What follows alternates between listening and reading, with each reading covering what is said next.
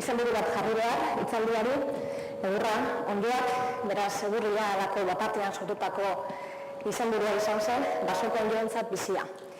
Eta hitzaldi hasi aurretik, osatuko litzaileak lehendabizi, antolatzaileak eskartzea, zoriontzea, eta jendea animatzea, hemendik aurrera beraien bezala aritzeko. Eta posteko baita nire irakasleak, nire ikaskideak eta nire ikasleak bertan gaur hemen ikustea, posteko benetan.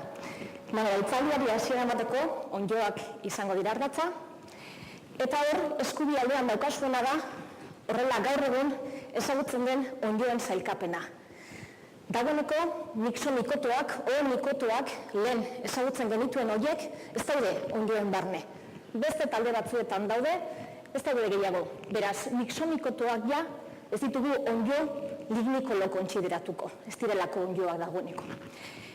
Ez dut gehiagi sakonduko horretan, guretzako interesgarrienak gaur, askomikotoak eta batez ere basidio mikotoak direlako. Horien artean, guztia gutxi gora bera, 70.000 bat espezie dira, eta horietatik 7.000 bat ez da kopurua zehaztea ez da erraza, baina 7.000 bat espezie lignikoloak dira. Egurra ustiatu egiten dute, egurretik ateratzen dute behar duten energia, eta ikusiko dute zer egiten duten egurra erabiliala. Hemen, ondo horiek, beraien hifak zabaltzen dituzte sustratuan, egurretan hain zuzen, eta ikuskorrak egingo zaizkigu beraien karpoforoak edo fruitu gorputzak ikusten ditugunean. Hemen argazkitan horrelakoak agertzen dira. Estrategia trofikoei dagokionez, ezagutzen ditugu onddo saprobioak, onddo mikorrizikoak eta onddo bizkarroiak. Eta pentsatzekoa edo pentsaziteken saprobioak direla egurra guztiatzen dutenak.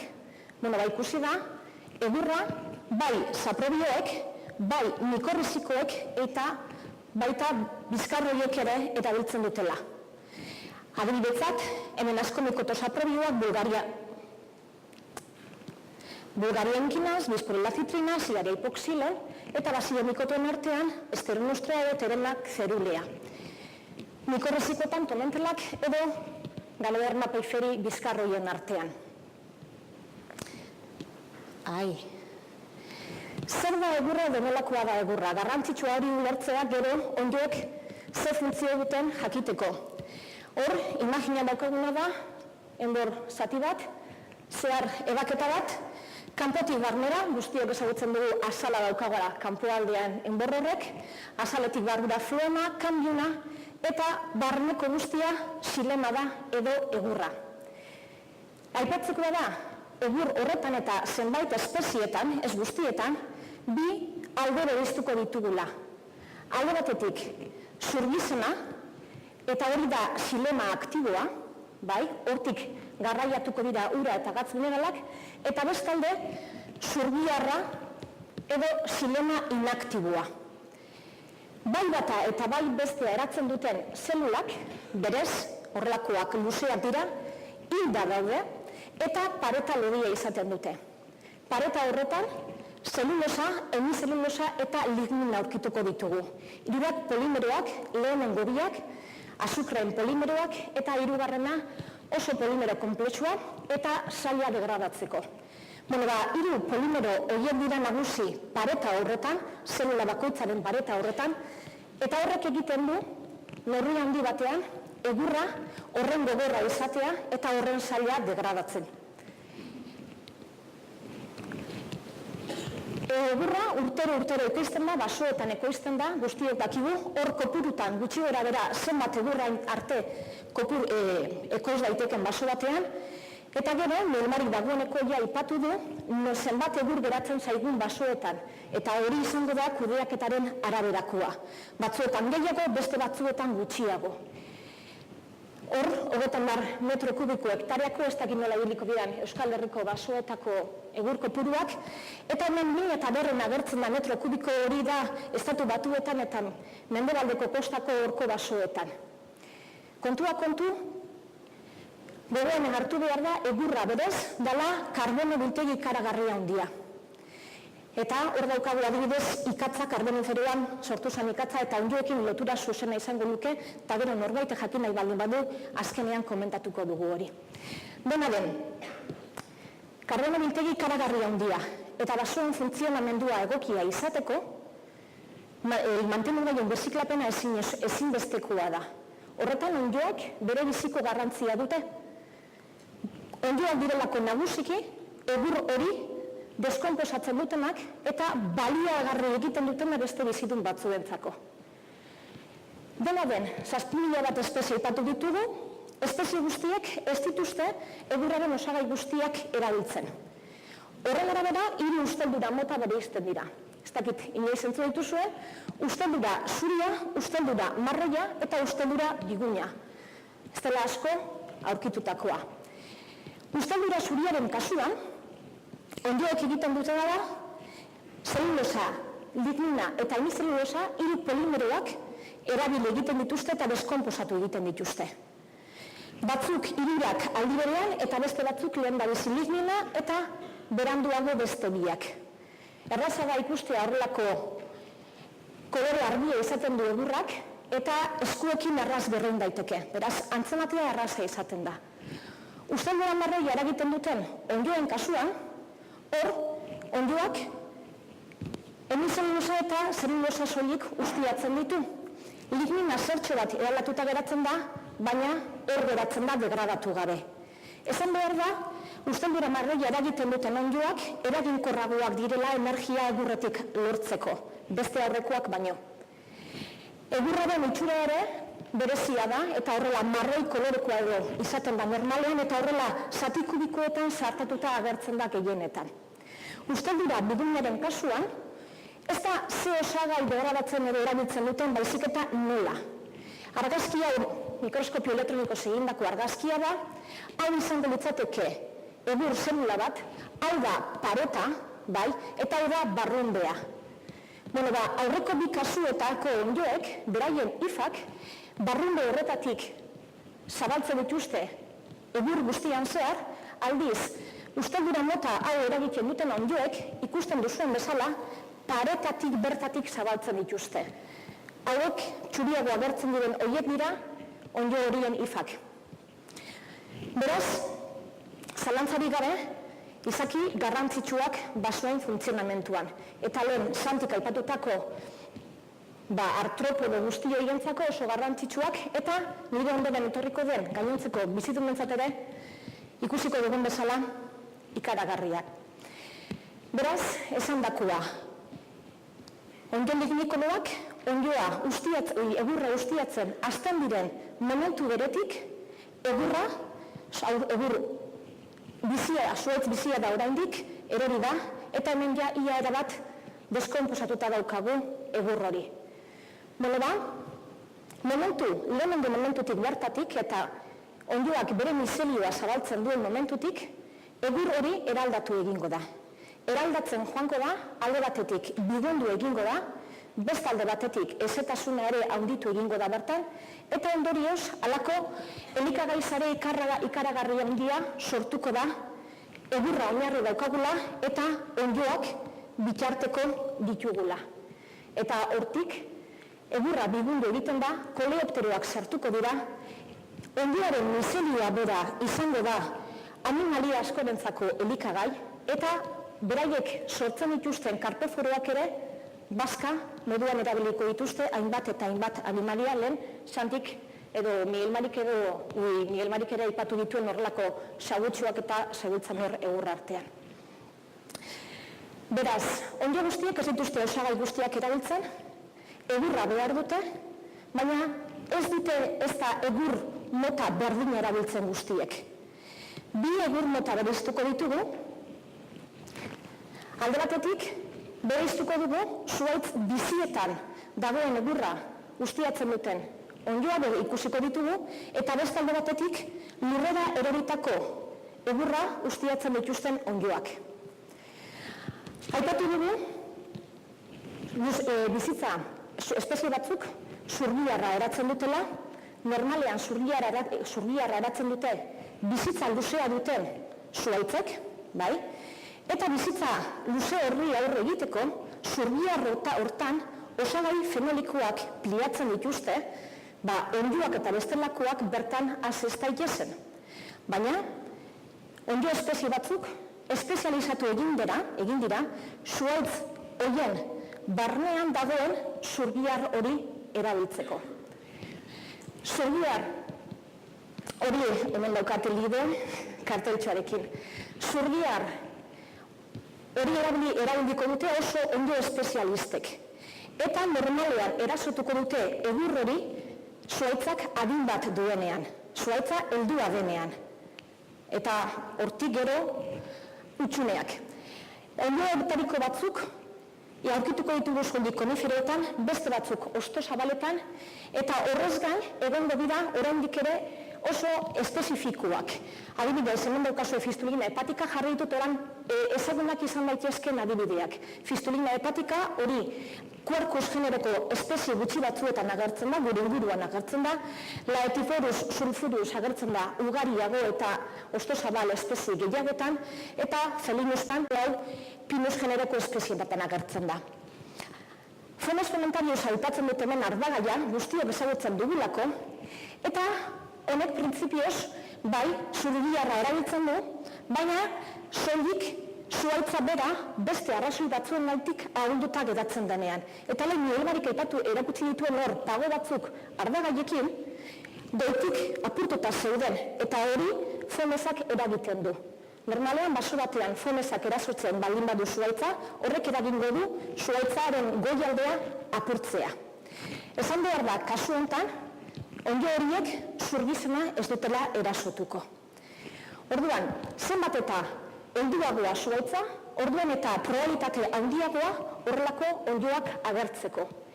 Horrelako onddoek eragiten dutenean, zuhaitzak horrelako itxurak hartzen joango da, egurra biguntzen da, beste bizidun askok erabia izango dute, koleopteroak sartuko dira, utxuneak handitzen joango dira, geroz eta handiagoak, zuhaitza bizirik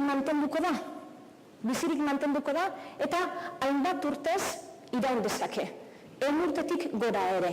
Arek eta hiltzen den arte, eta oraindik ere tente jarraituko du basoan bertan. Eta bere funtzio ekologikoak betetzen. Honen, nire aurrekoari eta ondorengoari omen egiteko, daukagu osmodernaren eta horrelako zuhaitz zaharretan eta zuloetan agertzen denak, okilak, ez da munduko argazkirik onena, baina nirea da, bakarra neukan, beraz hori jarri behar, eta antolatzaile ere asko batzuk horretan dabiltza, saguzarrekin, lehen komentatu den bezala, saguzarrak batzuk espezialista dira horrelako zuloetan azteko. Beraz, hori alde batetik, eta oran, beste egur asko lurrera erortzen da, haizeteak, lehen elurteak, dana dalakoagatik, lurrera heltzen da, eta lurrera heltzen den egur horretan ere, lehendabizi espezie batzuk agertuko dira, beste batzuk, eta usteldura prozesuan zehar, ze espezie eta noiz agertzen den, hori askotan aztertu izan da, fruitu gorputzetan oinarrituta. Orain dela gutxi, aztertu da, jarraiera hori,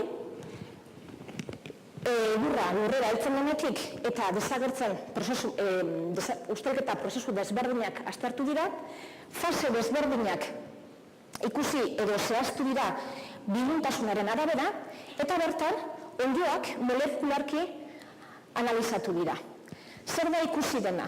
Ikusi dena da, berdetan daukazuna usteldura zuria eragiten duten onddoek, marroiagoa da usteldura marroia eragiten dutenak, beste hau dira mikorrizikoak, eta hauek usteldura biguna eragiten dutenak. Itxua denez, usteldura zuria, ustelduraren prozesu guztian zehar egiten da, eta horrelako onddoak prozesu guztian zehar aurkituko ditugu.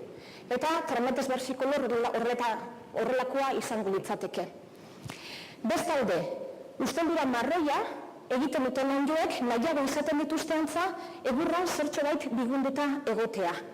Eta tarteko faseetan agertzen dira, gehiago edo ugariago.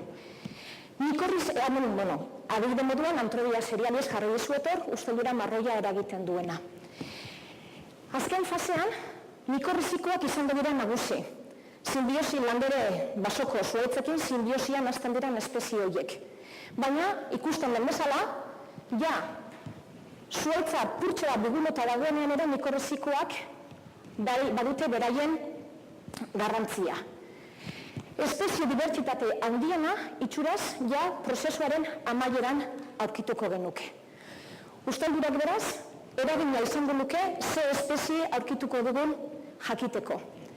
Lantaldean, nire arredok, Nafarroako pagadietako egur ondarretako ondioak aztertu ditu hainbeste, bai, eta lehenengo eta baina alderatu ditu pagadi kudeatuak edo ustiatuak eta bestalde alderatu ditu naturguneetan dauden pagadiekin.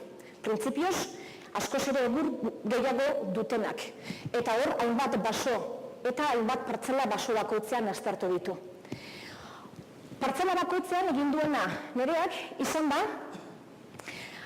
espezieak eta inventariatzeaz gain, egin duena da, adar zati guztien tamaina zehaztu. 3 klasetan salkatu ditu. Lehendabiziko klasea izan da hemen ikusten duzuen nolako tamainak hartu dituen, 5 zentimetrotik beherakoak, 5 eta 10 zentimetro tartekoak eta 10 zentimetrotik gorako adarrak 3 klase horietan bereiztu ditu. Zer da ikusi dena? Alde batetik ikusi dena da, kudeatutako basoetan espezie dibertsitatea basoagoa dela, kudeatu gabe edo naturgune horietan dagoena baino. Eta beste gauza bat ikusi duena da ere, egur volumenak baduela bere garrantzia, hau da, egurra utzi behar dela onddoen dibertsitatea handitzeko, baina ez da soilik egur kantitate zehatz bat ustea, baizik eta egurraren tamainak garrantzia duela ere, beraz, kantitatea bai eta egur horren dibertsitatea ere garrantzitsua da. Hemen, jarri ezuedana da Isnoderma resinosu, hau berak aurkitutako espezie bat da, eta Europa mailan nahiko espezie arraroa da. Arraroa eta interesgarria da ere. Beraz, bai, egurra garrantzitsua da, egur mota garrantzitsua da, eta garrantzitsua da ere, egur ondar horren tamaina ere. Zer gertatzen da? Santik aipatu du eta nik hemen idatzita daukat. Egurra habitat diskretua da. Eta gainera, iraungipen data badu. Hor daukagu, denbora mugatu batean. Hor hasten diren onddoak, halako batean, beste sustratu berri bat aurkitu beharko dute.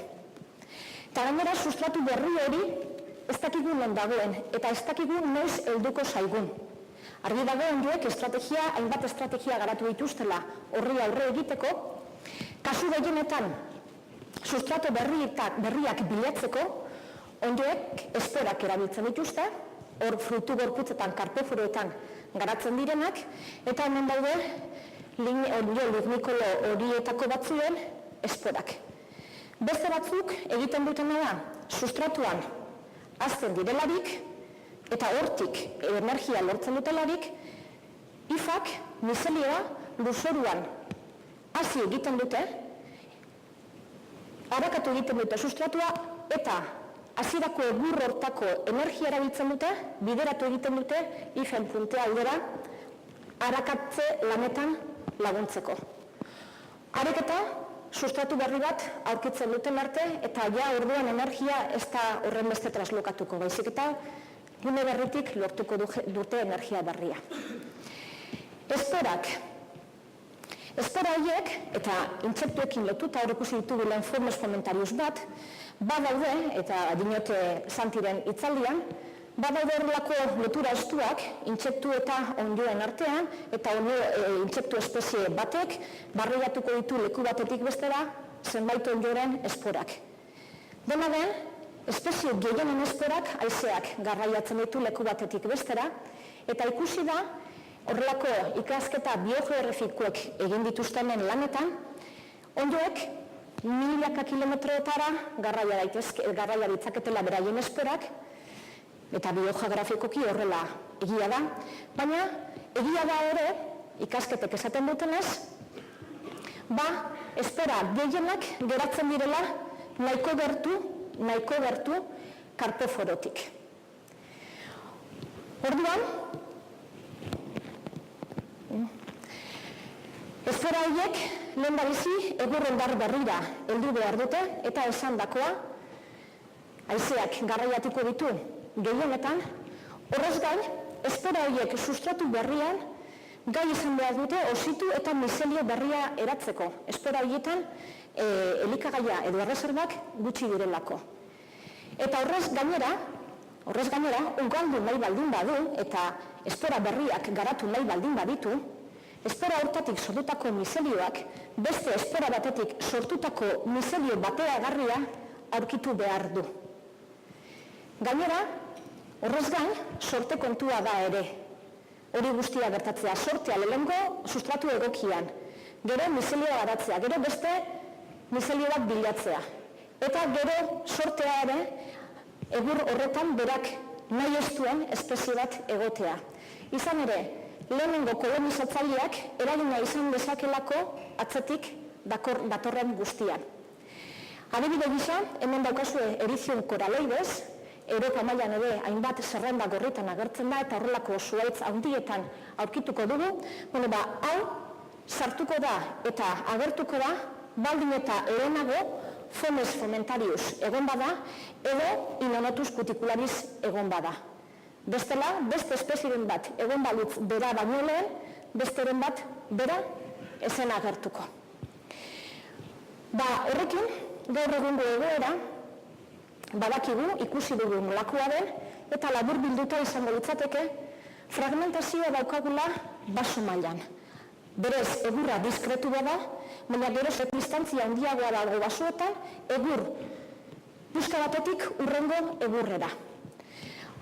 Egur ondar gutxiago dago, tamaina handiko egur ondar gutxiago dago ere, bai tenteak egur zuhaitz helduak eta baita bertan basoan daudenak, eta esandakoa zuhaitz heldu gutxiago. Horrez gain, paisaiari erreparatuta ere, basoak ere neurri batean agertzen zaizkigu bata bestetik isolatuta eta horrelako paisaia fragmentatu da ere, hau da, ez du gogoratzen Euskal Herrira Google Map sartu eta hortik ateratako argazkia da, beraz hemen nonbaitekoa da. Horrela agertzen dira basoak partxeatuta. Horren horrean, onddoak, orain arte ikusi ditugu batzuk oso espezialista direnak, baina badaude beste batzuk generalistagoak direnak. Zer eragin dauka, edo ikasketen arabera zer eragin dauka fragmentazio horrek onddoetan. Alde batetik generalistak diren espezietan, horiek hainbat egur ondar guztia ditu ditzakete. Horrez gain, populazio handiak izaten dituzten normalean. Ikusi da, ez dutela arazo gehiagirik barreiatzeko, beraz, horietan eta ikasketen arabera, fragmentazioak ez luke eragin handiegirik edukiko. Eta esandakoa, egindako ikasketen arabera, gutxi da dakiguna, eta gutxiago oraindik populazioen biologiari buruz onddoen kasuan.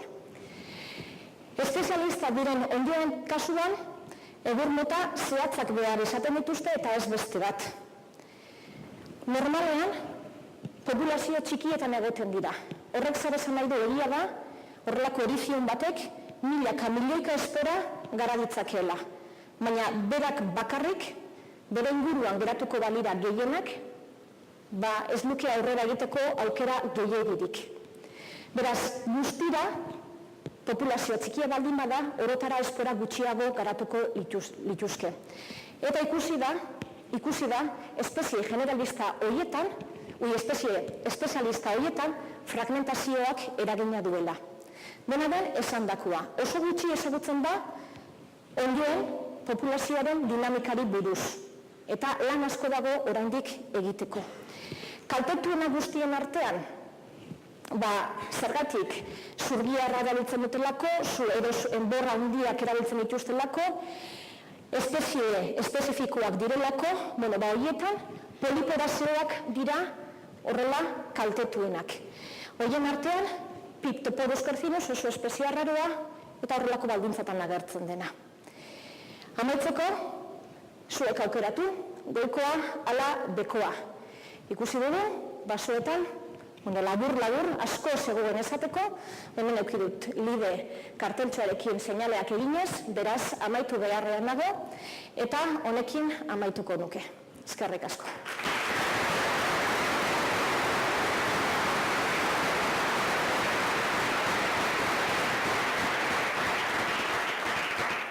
Galdera dikan ez direntzat? Ez da inor animatzen? Kuriosidade bat, gu askotan hori mendin gabiltzala, armilaria melea da xixa bat, ugari dena, eta hori, zuaitz batek agertzen badu, badakiu jota daula eta hilingo dela. Xixa horrek hiltzatu zuaitza? Ez. Zuaitza haule daulako sartzen zaio armilaria, nola da? Kontua da, bai, zurgiarretakoak esan ditu danak, hor kontua da, batzuk uste dute zurgiarra erabiltzen duten ondioak bizkarroiak direla. Eta egia da denporarekin egurra ahultzen joango dela. Orduan, horiek estrategia bat baino gehiago dute zuaitzera heltzeko. Armilariaren kasuan, zauriak egiten dira eta beste kasuetan ere. Eta zauri horietatik esporak sartzen dira eta orduan hasten da kaltetzen. Eta armilariaren kasuan, zurgiarra erabiltzen du eta erabiltzen du ere zurgizena. Orduan, bai kaltetu egiten du alde hortatik zuaitza. Orduan, berak ondioak kaltetzen du neurri baten. Eta gainera oso kasu horretan, batetik, zuaitz batetik bestera, erresomorfoak garatzen ditu, horrelako ifa, kordoi, zuk ikusiko ezagutzen dituzu, lodi-lodiak, eta horiekin kolonizatzen ditu ondokoa. Berak erabiltzen du, usteldu du zuaitza, eta orduan, hemen bizkarroi kontsideratzen da, zuaitzari bai kalteara egiten diolako. Eta hor, antza, Garnikako ardela ere armilariak hil omen zuen. Ikaslei hori... Bai, egia da, eta asko bizkarraia dira. Eta batzuk kontua da, uste hor zurgiarra erabiltzen dute, batzuk, eta kalte ekonomikoak eragiten dituenez basogintzarako, zuk erdi guztia gutxik baldin badakazu horreia zerrarak gostu balio. Orduan, bizkarroi kontsideratzen dituzte, beste ikuspegi batzuekin, baina armilariaren kasuan bai da bizkarroia. Ez horren bortitza, baina bai bada.